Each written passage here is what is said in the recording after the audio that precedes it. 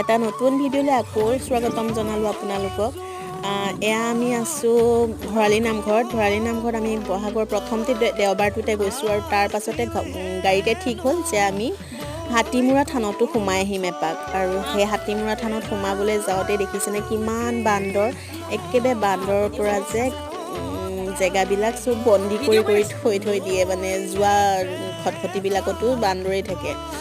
তেনেদৰে গৈ থাকোঁতে আকৌ এয়া আমি গৈ পালোঁগৈ মন্দিৰৰ পৰা উভতি আহোঁতে বিৰাট এটা ডাঙৰ ঘটনা হ'ল আমাৰ লগত। চাওকচোন, দেখিছেনে 2-3টা বান্দৰে একেবাৰে বেগ লৈ চব বস্তু প্ৰসাদ আৰু সেইদিনাখন ভোগ দিছিলে ভৰালি নামঘৰত, সেয়া খাই বৈ অকল বেগটো এৰি থৈ গৈছে। আৰু এনেদৰে গৈ আহি পেলাই এয়া বান্দৰবিলাক দেখিছে কিমান বান্দৰ। আৰু তাৰপিছতে আমি ঘৰমুৰা হ'লোঁ।